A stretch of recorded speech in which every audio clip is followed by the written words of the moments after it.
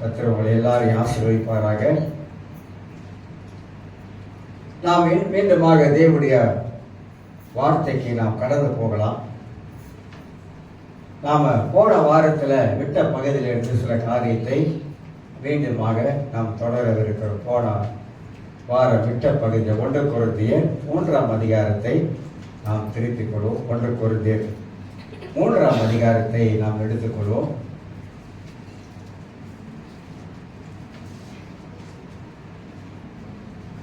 கொரிந்தியர் 3ஆம் அதிகாரத்திலே நான் ஒருவருக்கொருவர் நான் என்ன செய்ய வேண்டும் அப்படின்ற ஒரு தலைப்புல தான் பல கோணத்தில் நான் பேசிக்கொண்டு வரேன். ஆவியானோட வேலையை பற்றி பேசுகிறேன்.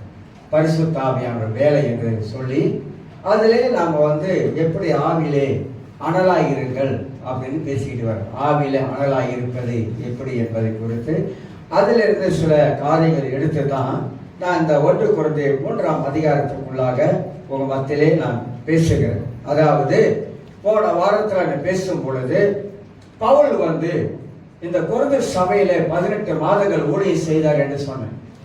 அதுக்கு பிற்பாடு பவுல் இந்த கொரிந்து சபைக்குள்ளாக வரும் பொழுது அவர் அதாவது குலோபியா வீட்டார் பவுலுக்கு எபேசு பட்டணத்தில் இருக்கும்போது ஒரு கம்ப்ளைண்ட் பண்றாங்க. சபை இப்படி இருக்குது, கொரிந்து சபை இப்படி இருக்குது, நீங்க இருந்த மாதிரி இப்ப சபை இல்லை, சபை ஒரு மோசமான சூழ்நிலையில் போயிடுச்சு அப்படின்னு சொல்லிட்டு தான் சொல்லும் பொழுது பவுல் இந்த கொரிந்து மக்களுக்கு கடிதம் எழுதுறாரு. அதனால 1 கொரிந்தியர் 2 கொரிந்தியர் 3 கொரிந்தியர் 4 கொரிந்தியர் வரைக்கும் எழுதியிருக்கிறாங்க. அதெல்லாம் இப்ப இல்லை, 2 கொரிந்தியர் மட்டும் தான் நம்ம கிட்ட இருக்குது. அப்படி எழுதும் பொழுது பவுல் எந்த மைண்ட்ல, எந்த எண்ணத்துல, எந்த சிந்தையில பவுல் இந்த கொரிந்து மக்களுக்கு எழுதுகிறார் என்பதை நாம் நன்றாக நாம் அறிந்து கொள்ள வேண்டும். சபையை பற்றி நாம நிறைய காரியங்களை நாம் பேசலாம். சபையை பற்றி வேதத்தில் நிறைய காரியங்கள் எழுதப்பட்டிருக்குது. திருச்சபை என்பது நாம் தான் என்பதை குறித்தும் நாம் எல்லாரும் நாம் அறிந்து கொள்கிறோம். ஆனால் அந்த சபைக்குள்ள இருக்கிற மக்களை பற்றி பவுல் பேசும் பொழுது, மேலும் சகோதரரே, நான் உங்களை ஆவிக்குரியவர் என்று எண்ணி என்ற வார்த்தையை கோமாவோட நிப்பாட்டுறாரு. நான் உங்களை என்னவோ நினைச்சேன், நான் உங்களை ஆவிக்குரிய மனிதனாக நினைச்சேன், ஆனா நீங்களோ ஆவிக்குரிய மனிதனாக இல்லாதபடிக்கு நீங்கள் மாம்சத்துக்குரியவர்களாக காணப்படுகிறீர்கள் என்பதை குறித்து தான் பவுல் இங்க பேச ஆரம்பிக்கிறார். அப்படின்னா பவுலுடைய நோக்கம் என்னன்னாக்கா, ஒவ்வொரு கிறிஸ்தவர்களும் தங்களுடைய கிறிஸ்தவ வாழ்க்கையிலே ஒரு வளர்ந்த பருவத்திலே அவங்க இருக்க வேண்டும், வளர்ச்சி அடைந்த பருவம் இருக்க வேண்டும், ஒரு முதிர்ச்சி அடைந்த பருவம் இருக்க வேண்டும் என்பதுதான் பவுலுடைய பிரதானமான ஒரு நோக்கமா இருப்பதை குறித்து இங்கே நான் வாசிக்கிறோம். அதுல சில காரியத்தை போன வாரத்துல உங்களிடத்துல பேசினேன். அதாவது ஆவிக்குரிய குழந்தைகள் என்று சொன்ன, ஆவிக்குரிய குழந்தைகளா இருக்கக்கூடாது. ஆவிக்குரிய குழந்தைகள் என்று சொன்னா ஒரு குழந்தையோட தன்மையை குறித்து காட்டுகிறது, ஒரு குழந்தையோட சிந்தையை குறித்து காட்டுகிறது. அது அடிப்படையில் தான் பவுல் சொல்றாரு. அதாவது நாம் எப்படி ஆவிக்குரிய மனிதனாக வளர்ந்திருந்தா நமக்குள்ளாக இந்த ஆவிக்குரிய குழந்தை தன்மை நமக்கு இருக்காது என்பதையும் நாம் இங்கே அறிந்து கொள்கிறோம்.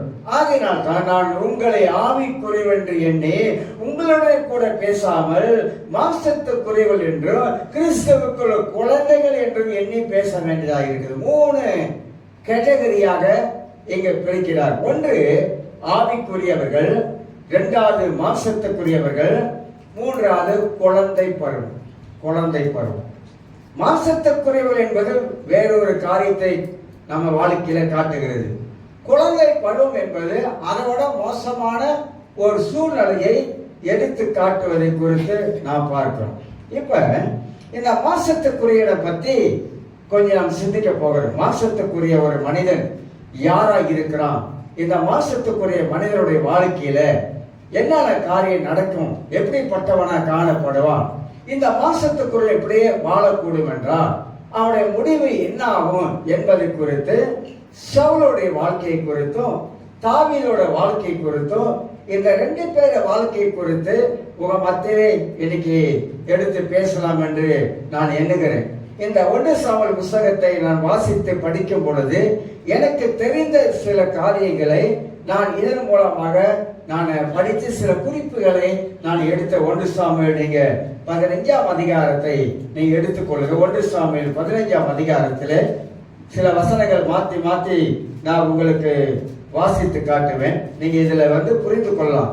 ஒரு 11 காரியங்களை இந்த சவுலை குறித்து அறிந்து கொள்ளப்படும். 11 காரியங்கள் வேதத்திலே ஆண்டவர் நல்ல மனிதனையும் காட்டுகிறார், கெட்ட மனிதனையும் காட்டுகிறார். நல்ல இருதயம் உள்ள மனிதனையும் காட்டுகிறார், தீய இருதயம் உள்ள மனிதனை காட்டுகிறார். நல்ல எண்ணம் உள்ள மனிதனையும் காட்டுகிறாரு, தவறான எண்ணம் உள்ள மனிதனையும் காட்டுகிறார். 2 பக்கமும் வேதம் நமக்கு எடுத்து காட்டுகிறது. ஆனா நாம் என்ன இதன் மூலமாக நாம கற்றுக்கொள்ளுகிறோம்? பரிசுத்த ஆவியானவர் இதன் மூலமாக நமக்கு என்ன பாடங்களை சொல்லிக் கொடுக்கிறாரு? இதன் மூலமாக நம்முடைய ஆவிக்குரிய வாழ்க்கையை நாம் எப்படி கட்ட முடியும்? இதன் மூலமாக பரிசுத்த ஆவியானவர் என்ன எனக்கு சொல்லிக் கொடுக்கிறாரு? நான் எப்படி வாழ வேண்டும் என்று சொல்லிக் கொடுக்கிறாரு, நான் எப்படி சிந்திக்க வேண்டும் என்று சொல்லிக் கொடுக்கிறாரு. நான் இந்த உலகத்தில் எதை நான் விதைக்கிறனோ அது என் வாழ்க்கையில அறுவடையாக எப்படி வரும் என்பதெல்லாம் இந்த வேதத்தின் மூலமாகத்தான் நிறைய விஷயங்களை கர்த்தருடைய ஆவியானவர் நமக்கு சொல்லிக் கொண்டே இருப்பதை நாம் பார்க்கிறோம். இயேசு வராரு, இயேசு வராரு, இயேசு வராரு, அவர் சீக்கிரம் வராரு.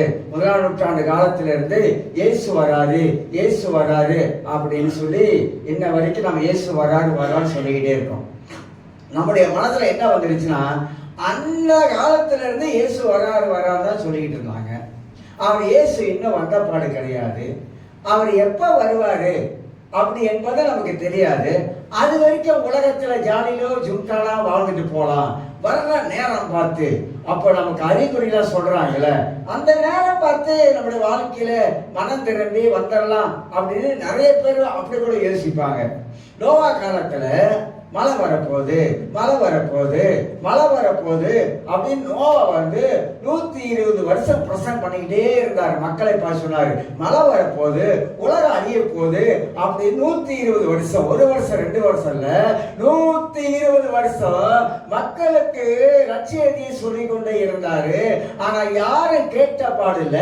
மழை வந்தது, மழை எல்லாரையும் மாறிக்கிட்டு போயிடுச்சு.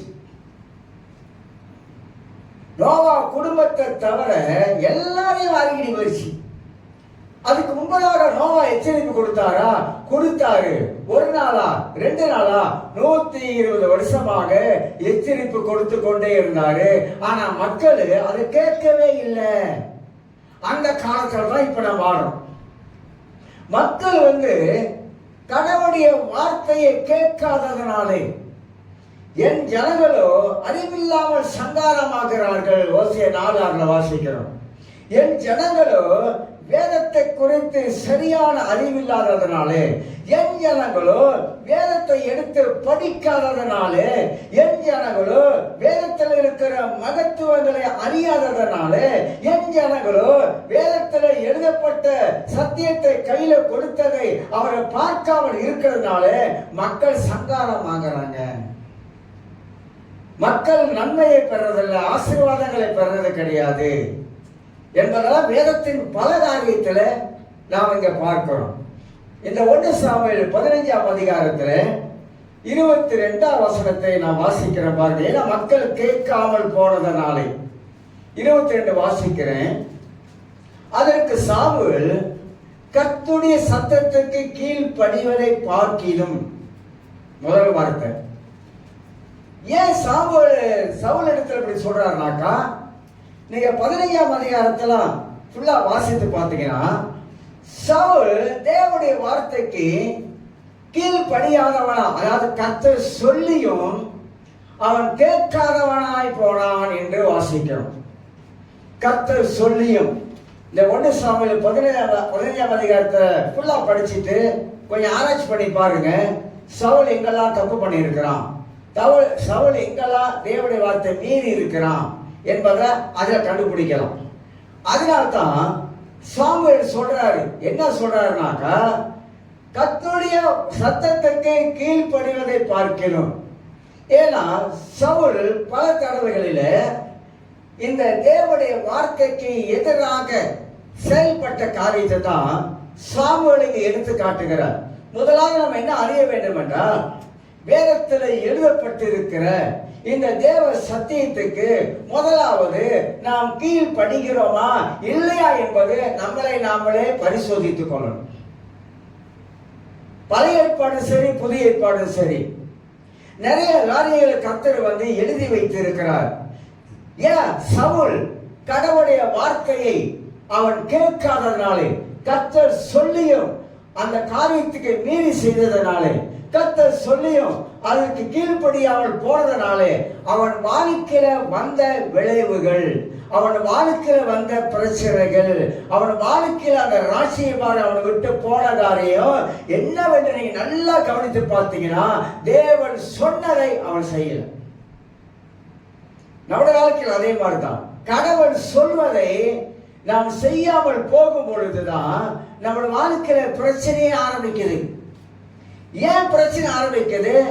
தேவன் சொல்வது ஒன்று, நாம் செய்வது இன்னொன்று. கர்த்தர் எப்படிங்க சொல்றாரு? நமக்குள்ள இருக்கிற பரிசுத்த ஆவியானவர் மூலமாக கர்த்தர் நமக்கு ஒரு உணர்வை தருகிறார், ஒரு உந்துதலை தருகிறார், ஒரு உணர்த்துதலை தருகிறார். தேவனுடைய சத்தத்துக்கு நாம் செவி கொடுத்து தேவனுடைய வார்த்தைக்கு நாம் கீழ்ப்படியும்படியாக ஆவியானவர் நமக்குள்ளாக கிரியை செய்ய. இது செய்யாமல் போகிறதுனால தான் மனித வாழ்க்கையில நிறைய பிரச்சனை, நிறைய தொல்லைகள், நிறைய போராட்டங்கள், இதெல்லாம் நம்முடைய மனித வாழ்க்கையில உண்டாகிறது. யோவானுக்கு எழுதின புஸ்தகத்தில் 16ஆம் அதிகாரம் 33 வாசிக்கும் போது, யோவான் சுவிசேஷத்துல உலகத்திலே உபத்திரங்கள் உண்டு வைக்கப்பட்டு இருக்கிறது. உண்மைதான். எல்லாருக்கும் உலகத்தில் உபத்திரம் இருக்குது, சோதனை இருக்குது, பிரச்சனை இருக்குது, போராட்டம் இருக்குது, பல காரியங்கள் உலகத்தில் இருக்குது, வைக்கப்பட்டு இருக்கிறது. ஆனா இயேசு முக்கியமாக ஒரு வார்த்தையை அங்க எம்பசைஸ் பண்றாரு. உலகத்துல உபத்திரம் இருக்குது, ஆனால் நீங்கள் திடன் கொள்ளுங்கள் அப்படின்றார். நீங்க தைரியப்படணும், நீங்க பலப்படணும். ஏன்னா உலகத்தை நான் ஜெயித்தேன் அப்படின்றார். எப்படி நாம ஜெயிக்க முடியும்? 1 யோவான் 5ஆம் அதிகாரம் 4ஆம் வசனத்துல, தேவனால் பிறந்தவன் அவன் உலகத்தை ஜெயிக்கிறான். எப்படி ஜெயிக்கிறான்?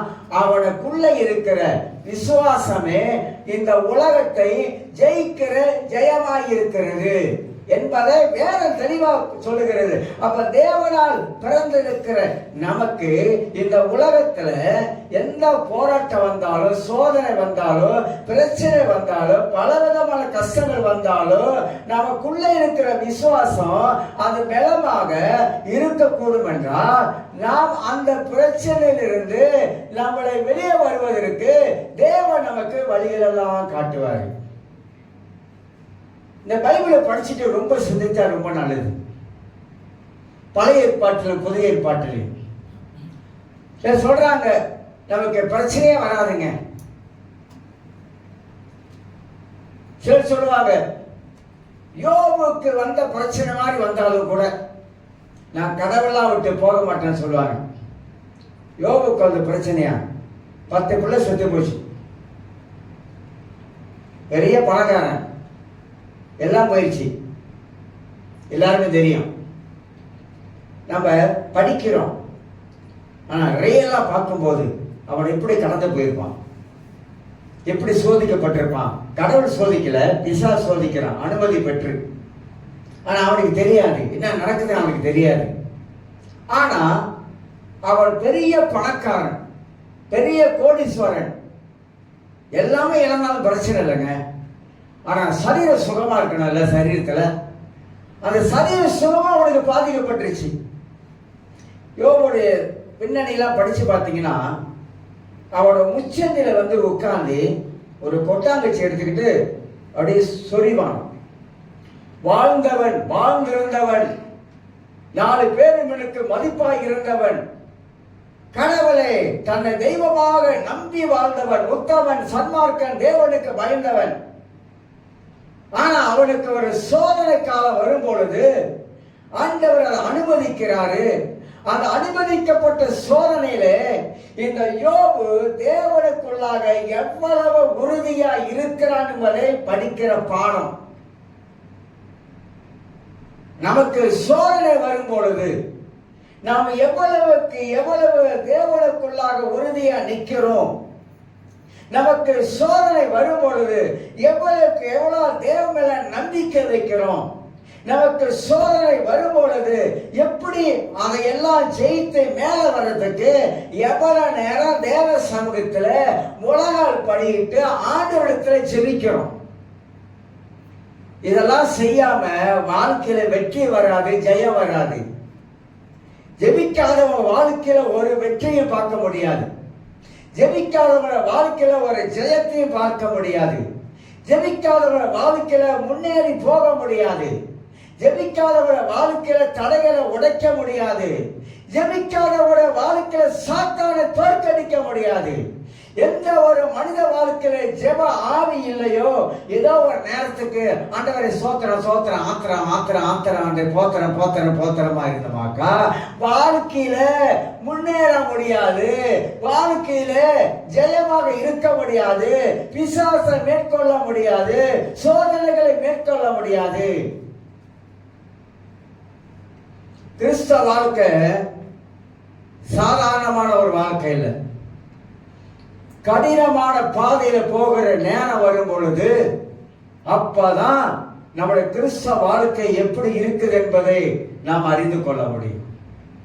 கடினமான பாதையில சில வேளை கர்த்தர் நடத்துவார், சில வேளைகளை கர்த்தர் நம்மளை உருவாக்குவார், சில வேளைகளை கர்த்தர் நம்ம உடைக்க வேண்டிய இடத்துல உடைப்பாரு, சில வேளைகளை நம்முடைய வாழ்க்கையில நாம் எந்த புடிமானத்துக்குள்ள இருக்கிறோம் என்பதை ஆண்டவரே நம்ம வாழ்க்கைய அலசி பார்ப்பார்.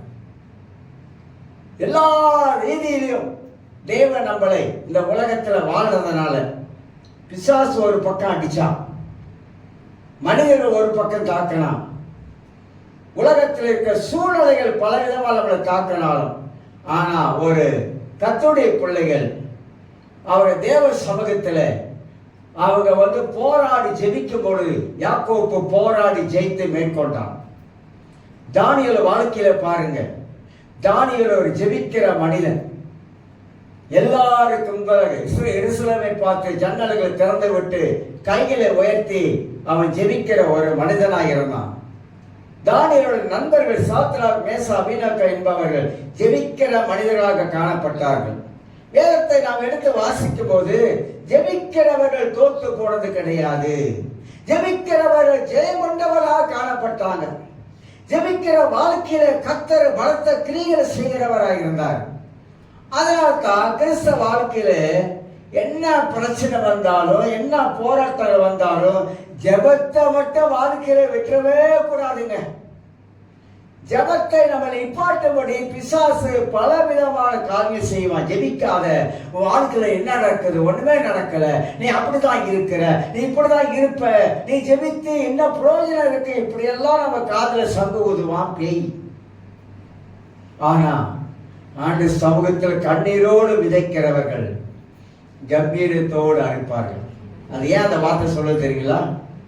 இஸ்ரவேல் மக்கள் விவசாய நிலத்துல அந்த பாதையில போகும்போது கண்ணீரோடு விதையை தூவாங்க, கஷ்டப்பட்டு நிலத்துல பயிரிடுவாங்க. அறுவடை காலத்துல கம்பீரமா இருப்பாங்க. அறுவடை வரும் பொழுது கம்பீரமாக சந்தோஷமாக மகிழ்ச்சியாக அதை அறுவடை செய்வாங்க. அது போல நாம கண்ணீரோடு கஷ்டத்தின் மத்தியிலே நாம் ஜெபிக்க ஆரம்பிக்கும் போது கர்த்தர் நிச்சயமாக நமக்கு ஒரு வழியை வச்சிருக்கிறார், நிச்சயமாக ஆண்டவர் நமக்கு பாதை வச்சிருக்கிறார். நான் சொல்ற அந்த காலவேளை கர்த்தர் எந்த மனிதனை கைவிட்டதும் கிடையாது, கர்த்தர் எந்த மனிதனை வெட்கப்படுத்தினது கிடையாது. கர்த்தரால் தெரிந்து கொள்ளப்பட்ட மனித வாழ்க்கையில கர்த்தர் யாரை ஆசீர்வதிக்கிறாரோ, கர்த்தர் யாரை உயர்த்துகிறாரோ, நிச்சயமாக அந்த மனிதன் ஆசீர்வதிக்கப்படுவார், அந்த மனுஷன் உயர்த்தப்படுவான். யாரும் தடுக்க முடியாது. ஏன்னா அது தாவீது வாழ்க்கையில் நடக்குது. அப்ப நன்றாக விலகிக் கொள்ள நம்முடைய வாழ்க்கையில கர்த்தர் நமக்கு ஜெயத்தை கொடுக்கிறவர். ஏனென்றால் அவருடைய வார்த்தைக்கு நாம் எப்போதுமே செவி கொடுக்கும். தேவன் சொல்வதை ஒரு மனிதன் கேட்கும் பொழுதுதான் அங்கே ஆசீர்வாதம் ஆரம்பிக்கப்படுகிறது. தேவன் சொல்வதை ஒரு மனிதன் செய்யும் பொழுதுதான் அங்கே ஆண்டவர் அந்த மனிதன் தன் கையிலே எடுத்து அவர் ஆசீர்வதிக்கிறார் என்பதையும் நாம் அறிந்து கொள்ள வேண்டும். அதனால்தான் சவுலை பார்த்து சொல்றார், சவுல் தேவனுடைய வார்த்தைக்கு செவி கொடுக்காதவன், கீழ்ப்படியாதவன், சொன்னதை செய்யாதவனாக போனான் என்பதை குறித்து முதல் காரியமாக சவுலுடைய வாழ்க்கையில நாம் பார்க்கிறோம். இதுல இருந்து உங்களுக்கு ஒரு 11 காரியத்தை சுருக்கமாக முடிந்தா நான் எடுத்து காட்ட பிரயாசப்படுகிறேன். ஏனென்றால் சவுலுடைய ஆரம்பம், சவுலுடைய முடிவு நாம் பல செய்திகள் கேட்டிருக்கலாம். ஆரம்பம் அற்புதமானது, முடிவு வாழ்க்கையில பரிதாபமானது. சவுல் ஆரம்பிச்சான், நல்லா ஆரம்பிச்சான், ஆனா போக போக அவனுடைய முடிவு பரிதாபமாக போனது. ஏன் பரிதாபமாக போனது என்றால் அவனுக்குள்ள காணப்பட்ட மாம்சத்தின் கிரியைகள். மாம்சத்தின் கிரியைகளை மனிதன் தேவனுக்கு பிரியமா வாழவே முடியாது. எவ்வளவு ஒரு மனிதன் தன் மாம்சத்துக்கு இடம் கொடுக்கிறானோ அந்த அளவுக்கு அவன் கீழே தள்ளப்பட்டு போயிடும். ஏன்னா அவனுக்குள்ளாக ஆவிக்குரிய தன்மை இருக்காது என்பதையும் நாம் அறிந்து கொள்ளுகிறோம். 1 சாமுவேல் 13ஆம் அதிகாரத்தை கொஞ்சம் திருப்பிக் கொள்வோம். 1 சாமுவேல் 13ஆம் அதிகாரத்தை திருப்பிக் கொள்வோம். 1 சாமுவேல் 13 வாசிக்கிறேன்.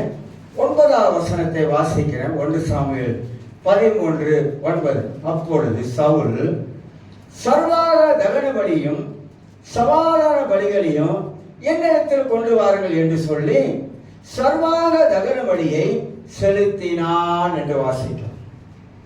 தவறு எப்படி நடக்குதுன்னு சொல்றான் பாருங்க. மனித வாழ்க்கையில தவறு எப்படி நடக்குது, மனித வாழ்க்கையில தவறு எப்படி செய்யறாங்க, மனித வாழ்க்கையில எப்படி மீறுறாங்க, அதாவது கடவுள் கொடுக்கிற காரியத்தை எப்படி மீறி செய்யறாங்க. அப்படி மீறும் பொழுது, அப்படி செய்யும் பொழுது அந்த மனித வாழ்க்கையில என்ன காரியம் நடக்குது என்பதை நன்றாக நாம் அறிந்து கொள்ள வேண்டும். 8ஆம் வசனத்தை வாசிக்கிறேன். அதுக்கு மேல 8. அவன் தனக்கு சாமுவேல் குறித்த காலத்தின்படி 7 நாள் மட்டும் காத்திருந்தான். சாமுவேல் கில்காலுக்கு வரவில்லை. ஜனங்கள் அவனை விட்டு சிதறி போனார்கள். அப்படி சவுல் தகன பலிகளையோ சமாதான பலிகளையோ என்னிடத்தில் கொண்டு வாருங்கள். இது ஒரு பெரிய ஒரு பயங்கரமான ஒரு தப்பு செய்யலாம். என்ன தப்புன்னு கேட்கிறீங்களா? 12ஆம் வசனம் வாசிக்கிறேன். கில்காலிலே பெலிஸ்தர் எனக்கு விரோதமாக வந்து விடுவார்கள் என்றும் நான் இன்னும் கர்த்தருடைய சமூகத்தை நோக்கி விண்ணப்பம் பண்ணவில்லை என்றும் எண்ணி துணிந்து சர்வாங்க தகன பலியை செலுத்தினேன் என்றான். அவனே சொல்றான், அப்படி நான் நினைச்சு துணிஞ்சிட்டேன். துணிஞ்சிட்டா என்ன அர்த்தம்? துணிகரமான பாவம், செய்யக்கூடாத ஒன்று செய்யறான். ஏன் செய்யக்கூடாத ஒன்றை ஏன் செய்யறான் அப்படின்னாக்கா, சாமுவேல் ஊழியம் வேற, சவுலுடைய வேலை வேற. சவுலுடைய ஊழியம் ராஜாவா இருந்து ஜனங்களை நடத்தக்கூடிய ஊழியத்தை தான் ஆண்டவர் கொடுத்திருக்காரு. ஜனங்களுக்கு தலைவனாக, ஜனங்களுக்கு ராஜாவாக தான் சவுலை ஏற்படுத்தினார். ஆனா சாமுவேல் ஊழியம் வேற. சாமுவேலுக்கு 3 விதமான ஊழியத்தை கர்த்தர் வச்சிருந்தார். அவன் ஆசாரியன் ஊழியம் இருந்தது, அவனுக்கு தீர்க்க தரிசன ஊழியம் இருந்தது, அவன் நியாயம் விசாரிக்கிற நியாயாதிபதி ஊழியம். இந்த 3 ஊழியம் சாமுவேலுக்குள்ளா காணப்பட்டது. அப்ப சாமுவேல் செய்ய வேண்டியதை யாரு செஞ்சா? சவுல் செஞ்சா. சவுல் செய்யக்கூடாததை செஞ்சதனால தான் கர்த்தர் அவன் மேல கோபம் கொண்டார். ஏனாக்கா ஆசாரிய ஊழியத்தை ராஜாக்கள் செய்யவே கூடாது. ஆசாரிய ஊழியத்தை ஆசாரியன் தான் செய்ய வேண்டும். ஆகையினால பலி செலுத்துவது சாமுவேல் வந்துதான் பலி செலுத்த வேண்டும், சவுல் செலுத்தக்கூடாது. அது அவனுக்கு கொடுக்கப்பட்ட வேலை கிடையாது, ஊழியம் கிடையாது. இது மகா பெரிய தவறு. இவன் என்ன பண்றான், சாமுவேல் வருவதற்கு கொஞ்சம் தாமதம் பண்ணதுனால அவசர புத்தி, தமிழ சொல்லுவாங்களே அவசர கொடுக்க அப்படின்றாங்களே, இதுதான் நம்ம கத்துக்கிறோம். அவசர கொடுக்க. அவன் அவனுக்கு கொடுக்கப்பட்ட வேலையில உட்கார்ந்துருந்தா எல்லாம் சரியா ஆயிருக்கும். இவன் என்ன பண்றான், துணிகரமா பலி செலுத்த ஆரம்பிச்சுட்டான். கடவுளுக்கு அது பிடிக்காது, கடவுளுக்கு அது அருவருப்பு. செய்யக்கூடாத ஒரு காரியத்தை செய்தான் என்பதை நம்ம அறிந்து கொள்கிறோம். கருமையானவர்களே, கடவுள் நமக்கு என்ன வேலையை கொடுத்திருக்கிறாரோ, கடவுள் எதை செய்ய சொல்றாரோ அதைத்தான் நம்ம செய்ய வேண்டும். தவிர அதுக்கு மிஞ்சி ஒன்று செஞ்சாக்கா நம்முடைய வாழ்க்கையில பிரச்சனை தான். தேவன் சொல்லாததை நாம் என்ன செய்யக்கூடாது, செய்யவும் கூடாது. தேவன் கொடுத்த எதை கொடுத்திருக்கிறாரோ அதைத்தான் நாம் செய்ய வேண்டும். 13ஆம் வசனம் சொல்லுது, சாமுவேல் சவுலை பார்த்து புத்தீனமாய் செய்தி, உன்னை ஆண்டவர் இஸ்ரவேல் மக்களுக்கு ராஜாவாய் ஏற்படுத்தினாரு, நீ புத்தீனமா செஞ்ச. கொஞ்சம் நீ அறிவை பாவிச்சிருக்கணும், கொஞ்சம் நீ யோசனை பண்ணி இருக்கணும். நீ செய்யக்கூடாத காரியம் எது, நான் வந்துதான் அதை செய்ய வேண்டும். செய்யக்கூடாத காரியத்தை புத்தீனமா செய்த உம்முடைய தேவனாக கர்த்தர் உமக்கு விதித்த கட்டளையை கை கொள்ளாமல் போனேன். என்னங்க படிக்கிறதுல, உன் தேவனாக கர்த்தர் உனக்கு விதித்த கட்டளையை நீ கை கொள்ளல, மீறிட்ட. அப்பனா என்ன காட்டுதுன்னா, இந்த சவுல் என்பவன் மாம்சத்துல இறங்கினதுனால அவன் இஷ்டம் போல ஒன்றை செய்ய ஆரம்பிச்சிட்டான். கடவுள் சொல்வதற்கு கீழ்ப்படியாமல் இஷ்டம் போல ஒன்றை செய்ய ஆரம்பித்தான். அப்ப இரண்டாவது, துணிகரம் கொண்டவன், துணிகரமாக செயல்படக்கூடியவன். கிறிஸ்தவ வாழ்க்கையிலே நாம் எதெல்லாம் துணிகரமா செய்கிறோமோ, பாவத்தை துணிகரமா செய்யணுமா செய்ய, பிரச்சனையே இல்லை. அந்த துணிகரம் நம்மளை எங்க கொண்டு விடும் தெரியுங்களா? எதெல்லாம் கடவுளுக்கு நாம எதிராக துணிகரமாக என்ன செய்வார் ஆண்டவர், செஞ்சிருவாரா? என்ன பண்ணிடுவார் ஆண்டவர்? பண்ணிடுவாரா? எல்லாம் சொல்றாங்க ஆண்டவர் இரக்கம் உள்ளவர், தயவு உள்ளவர், அன்பு உள்ளவர், பாசம் உள்ளவர். அவர் அப்படிலாம் செய்யவே மாட்டாருப்பா. செய்யுங்க. செய்யவே மாட்டாரு. செய்யுங்க. என்னென்ன செய்ய நினைக்கிறீங்களோ எல்லாம் செய்யுங்க. கர்த்தருக்கு துணிகரமா நான் செய்வேன், இதை யாரும் என்ன கேட்கக்கூடாது அப்படின்னு நினைச்சோமா நம்ம செய்வோம். துணிகரமா செஞ்சா அந்த துணிகரத்துக்கு பயங்கரமான விளைவு இருக்குது. அறியாமல் செய்கிற பாவம் வேற, அறிஞ்சு செய்கிற பாவம் வேற. நம்ம தெரிஞ்ச ஒரு பாவத்தை செஞ்சா அதுக்கு தண்டனை இருக்குது. நம்மளால அறியாமல் செய்தா கர்த்தர் மன்னிச்சிடுறாரு. ஏன்னா அறியாமல், தெரியாமல் செய்யறோம், அறியல. ஆனா அறிஞ்சு செய்யறது தெரியுமா, அதுக்கு தண்டனை இருக்குது. என்ன தண்டனை? சிக்ஷை இருக்குது. பூமியிலே ஆண்டவர் சொல்றார், நேர நீதிபதிகள் சொல்றது, பூமியிலே நீதிமானை சரி கட்டுவார், செம்மையா சரி கட்டுவார். எல்லாரும் வேற மாதிரிலாம் இன்னைக்கு பிரசங்கெல்லாம் நிறைய வித்தியாசமான ரீதியெல்லாம் பிரசங்கத்தை கேட்டு மக்கள் அந்த கடவுளுடைய அந்த பய உணர்வெல்லாம் இல்லாம போயிடுச்சு. ஏன்னா இப்பதான் கிரேஸ் டீச்சிங்லாம் நிறைய வந்துருச்சுல, இன்னும் நிறையாங்க, ஏகப்பட்டதுக்கு பெரிய பெரிய ஆட்கள்லாம் இப்ப எல்லாம் தலைகீழா போதிக்க ஆரம்பிச்சிட்டாங்க. தலைகீழா பிதாவுக்கு ஆவி இருக்கு, ஆத்மா இருக்கு, சரீரம் இருக்குது. இயேசுக்கு ஆவி இருக்கு, ஆத்மா இருக்கு, சரீரம் இருக்கு. பரிசுத்த ஆவிக்கு ஆவி இருக்கு, ஆத்மா இருக்கு, சரீரம் இருக்கு. இப்படி போதிக்கிறாங்க, இப்படி போதிக்கிறாங்க. பைபிள் கடவுள் ஆவியா இருக்கிறாரு.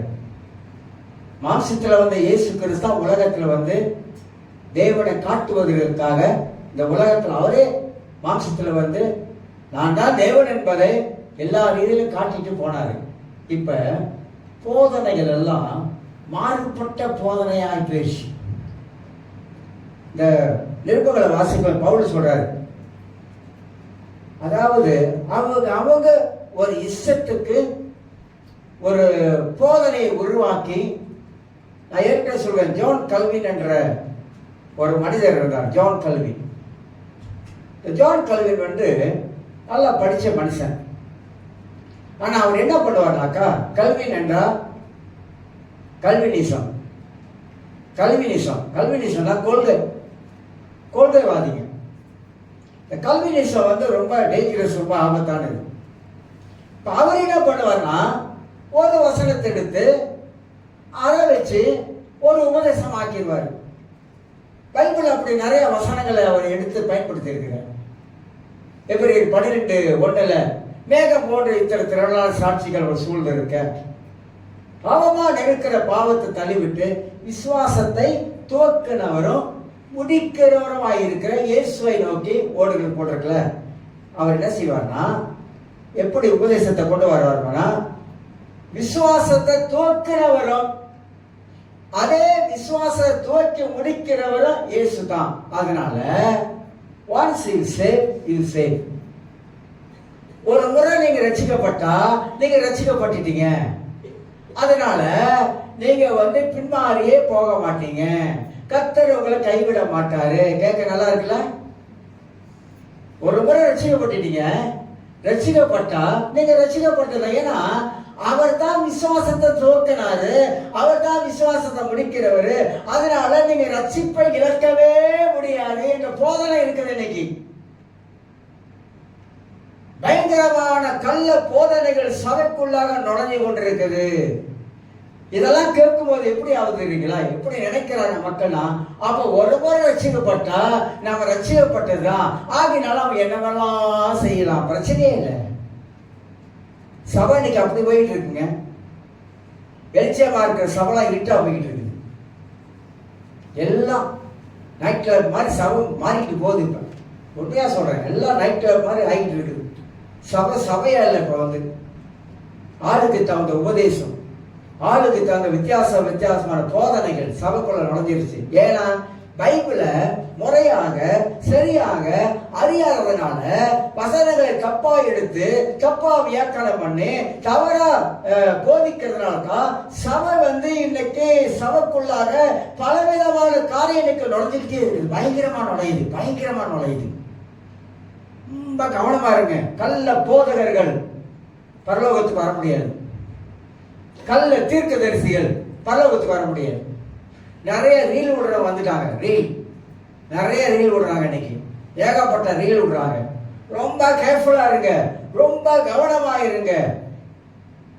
புதிய ஏற்பாட்டில் சொல்லப்பட்ட சத்தியத்தோட வெளிச்சத்துல ஒரு மனிதன் வராவிட்டால், வேதத்தின் ரகசியங்களை சரியாக அறிந்து கொள்ளாவிட்டால், வேதத்தின் சத்தியத்தை சரியா புரிந்து கொள்ளாவிட்டால், நான் சொன்னேன் வெளிப்படுத்த விசேஷத்துல எத்தனை பேர் கரடி விட்டுட்டு இருக்காங்க தெரியுங்களா? எத்தனை பேர், எவ்வளவு பேர் கரடி விடுறாங்க தெரியுங்களா? நாங்க மாஸ்டர் படிக்கும் போது நான் கேட்டேன், ஒருத்தர் வாத்தியார கேட்டேன், இப்படிலாம் இருக்கு பச, இதை பத்தி நீங்க ஒரு கருத்து என்னன்னு கேட்டேன். அவர் சொல்றாரு, வெளிப்படுத்தல் விசேஷத்துக்கு சத்தியங்கள் வந்து இனி நடக்க போவது. ஆனா நிறைய பேரு இந்த தீர்க்கதரிசனம் நிறைவேறிச்சு, இந்த தீர்க்கதரிசனம் நிறைவேறிச்சு, இப்படிலாம் நிறைய காரியங்கள் வந்து சொல்ல ஆரம்பிக்கிறாங்க. ஆனா அத்தனை தப்பு. இனி சம்பவிக்க வேண்டியது வசனமே சொல்லுதுங்க. இனி சம்பவிக்க வேண்டியது இனி சம்பவிக்க வேண்டிய திரை, அந்த திரையை வந்து அகற்ற போகுது. அந்தி கிறிஸ்துக்கு எத்தனை விளக்கம் கொடுக்குறாங்க இன்னைக்கு? ஒன்றியவான் புஸ்தகத்துல அந்தி கிறிஸ்துவ பத்தி சொல்லி, எந்த அந்தி கிறிஸ்து? அந்தி கிறிஸ்து ஆவி எது எல்லாம் தெரியாது. 666 ஓ அந்தி கிறிஸ்து காடி போகுது, அந்தி கிறிஸ்து காடி 666 நம்பர் 66 வந்துச்சுனாங்க அந்தி கிறிஸ்து காடி. அந்த நம்பர் போட்டா அந்த கடைக்கு ஐயோ அந்தி கிறிஸ்து, அந்த கடை அந்த கடை 666 போட்டா அந்தி கிறிஸ்து ஆகிருந்தா. சாலமோன் வந்து தாவீது ஆலயத்தை கட்டுறதுக்கு 666 சேக்கல் பணம் கொடுத்தான். அந்தி கிறிஸ்து. அது எல்லாம் நம்மளை பார்த்தா அந்தி கிறிஸ்து, இதை பார்த்தா அந்தி கிறிஸ்து, அதை பார்த்தா அந்தி கிறிஸ்து. அந்தி கிறிஸ்து என்பவன் ஒன்றியவான் புஸ்தகத்துல அது ஒரு ஆவி, எதிர்க்கிறவன். கடைசியில வரப்போகிற அந்தி கிறிஸ்து வேற ஒருத்தன் வருவான். அவன் அதுக்கு என்னென்னவோ காரியங்களை சொல்லி இன்னைக்கு சொல்லிக்கிட்டு இருக்கிறாங்க. எனக்கு அருமையானவர்களே, சத்தியத்தை சரியாக நம்ம விளங்கி புரிஞ்சுக்கணும். எல்லாத்தையும் நம்பிடக்கூடாது, சொல்றதெல்லாம் நம்பிடக்கூடாது. எல்லாத்தையும் கேட்கலாம், சலிக்க தெரியணும். சலிக்க தெரியாவிட்டா கேட்காதீங்க, சலிக்க தெரிஞ்சா கேளுங்க. இல்லைனாக்கா நம்மளும் சேர்ந்து அதை நம்ப ஆரம்பிப்போம். அதனால வஞ்சிக்கப்பட ஆரம்பிக்கும். இப்படி இன்னைக்கு துணிகரமான காரியங்கள் செயல்பட ஆரம்பிக்குது. கடவுளுடைய வார்த்தையை துணிகரமாக எடுத்து தப்பா போதிக்கிற காரியங்கள் இன்னைக்கு அதிகமான சபைகளுக்குள்ளாக நீ நுழைய ஆரம்பிச்சிருச்சு. மாறுபாடான காரியங்கள் நுழைய ஆரம்பிச்சிருச்சு. அதனால்தான் இந்த சவுல் என்பவன் துணிகரமா செஞ்சான் என்பதை பைபிள்ல வாசிக்கிறோம். துணிகரமா புத்தீனமா நீ செஞ்சிருக்க கூடாது. நீ பொறுத்து இருக்கணும். நீ எனக்கு காத்து இருக்கணும். நான் வர்ற வரைக்கும் நான் வருவேன்னு சொல்லிட்டேன். நான் வர்ற வரைக்கும் நீ காத்து இருக்கணும். அது வரைக்கும் உன்னால காத்து இருக்க முடியல, செய்யக்கூடாத அவனை செஞ்ச. அதனால அவனுக்கு என்ன வார்த்தை வருது தெரியுங்களா? 14ஆம் வசனத்துல வாசிக்கும் போது, அதே வசனத்துல 13ல வாசிக்கிற, மற்றபடி கர்த்தர் இஸ்ரவேல் மேல் உம்முடைய ராஜ்யபாரத்தை என்னைக்கு ஸ்திரப்படுத்துவார்? இப்போது உம்முடைய ராஜ்யபாரம் நிலை நிற்காது. போதுமா? நீ இதெல்லாம் செஞ்சதுனால தேவனுடைய வார்த்தைக்கு நீ மீறி கீழ்ப்படியாமல் ஒண்ணு செஞ்ச. கர்த்தர் சொன்னது ஒண்ணு, நீ செஞ்சது ஒண்ணு. இப்ப துணிகரமா என்ன பண்ணிட்ட?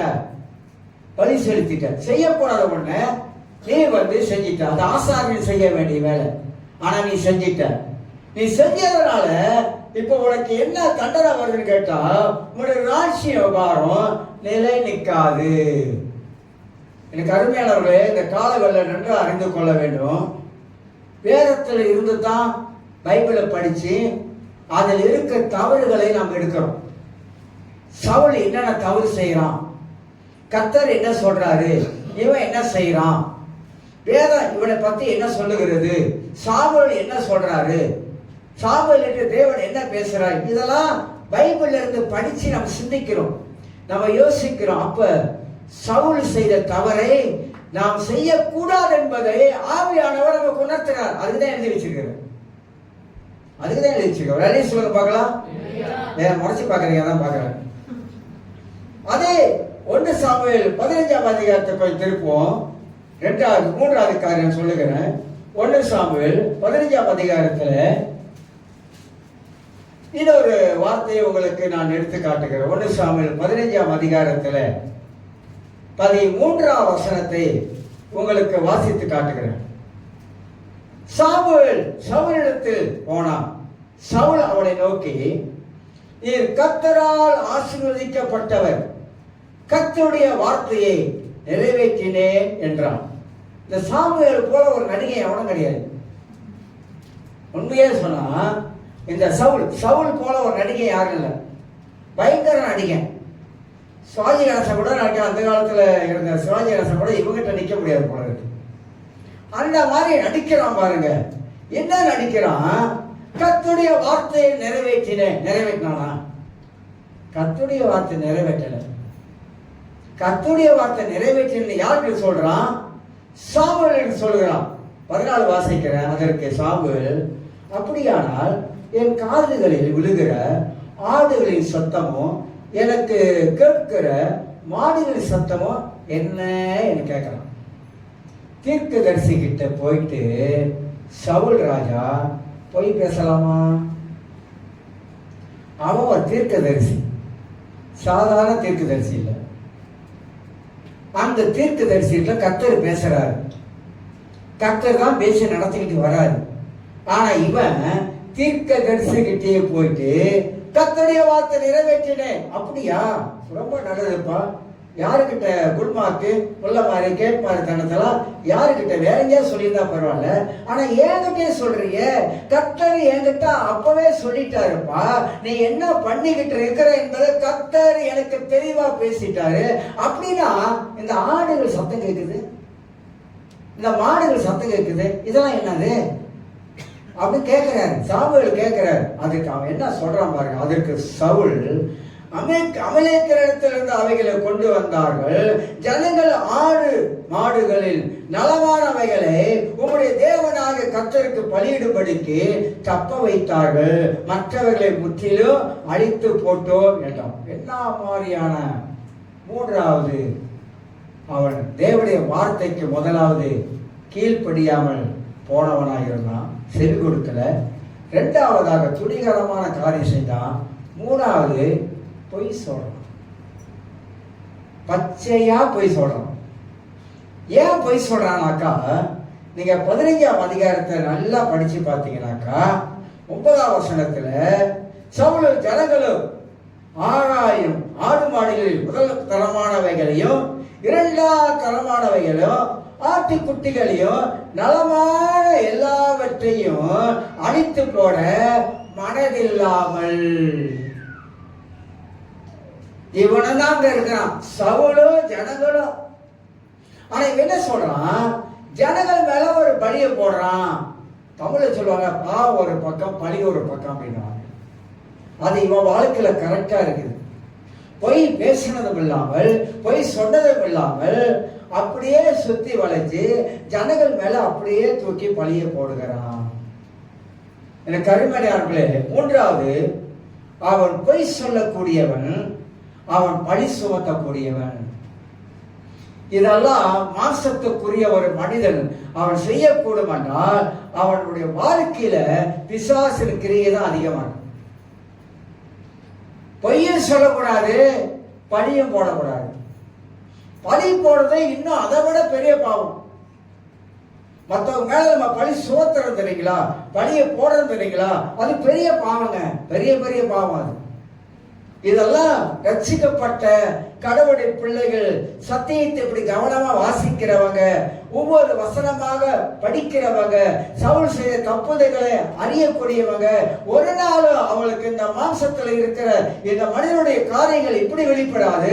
அவங்களுக்கு தேவனுடைய பயம் உள்ளத்துக்குள்ளாக இருக்கும் என்பதை அறிந்து கொள்ள வேண்டும். நாலாவது ஒரு காரியம் சொல்லி நிப்பாட்டுகிறேன். 1 சாமுவேல் 16ஆம் அதிகாரத்தை திருப்போம். 1 சாமுவேல் 16ஆம் அதிகாரம். எல்லா வார்த்தை தாங்க, வசனத்தை தான் எடுத்திருக்கேன். வசனத்தில் படிச்சு தான் ஒரு குறிப்பை அதுல இருந்து எடுத்தேன். 1 சாமுவேல் 16 வாசிக்கிறேன் பாருங்க. 14 கர்த்தருடைய ஆவி சவுலை விட்டு நீங்கினார். நல்லா யோசிங்க. கர்த்தருடைய ஆவியானவர் சவுலை விட்டு நீங்கினார். கர்த்தரால் விடப்பட்ட பொல்லாத ஆவி அவனை கலங்க பண்ணி கொண்டிருந்தது. கிருபையை இழந்துட்டாங்க. யாரு? சவுல் தேவ கிருபையை இழந்துட்டான். ஏன் இழந்து போனான்? கடவுளுடைய தேவ கிருபை இழந்து போனான். எதனால இழந்து போனான்? இழந்து போறதுக்கு என்ன காரணம்? காரணம் ஏன்னு கேட்டீங்கன்னாக்கா, இவன் 13 வாசிக்கிறான். அப்பொழுது சாமுவேல் தைல கொம்பை எடுத்து அவன் சகோதர நடுவில் அபிஷேகம் பண்ணினான். ஏனாக தாவீதை அவன் தெரிந்து கொள்ளுகிறான். சவுலை ஆண்டவர் ஒதுக்க ஆரம்பிக்கிறான். இதனால ஆவியானவர் அவனை விட்டு விலகி போவதற்கு என்ன காரணம்? அவன் மேலே செய்ய அத்தனை காரியம் கடவுளுக்கு அருவருப்பானது. அதனால பரிசுத்த ஆவியானவர் விட்டு விலகி போயிட்டார். எனக்கு அருமையானவர்களே, கிறிஸ்தவ வாழ்க்கையில ஆவியானவர் மட்டும் அவளை விட்டு போயிடக்கூடாது. பரிசுத்த ஆவியானவர் அவளை விட்டு போயிட்டார்னா கிருபை இழந்துடும். கிருபை இழந்துட்டா அதோட அவ்வளவுதான், முடிச்சு. நாம வாழ்வது, நம்முடைய வாழ்க்கையில தேவன் நடக்கிறது எல்லாமே தேவனுடைய பெரிதான ஒரு கிருபை. இந்த கிருபையினால் தான் வாழுகிறோம், இந்த கிருபையினால் தான் நிற்கிறோம், இந்த கிருபையினால் தான் பிழைக்கிறோம், இந்த கிருபையினால் தான் எல்லாமே செய்கிறோம். எல்லாரும் எழுதுங்க.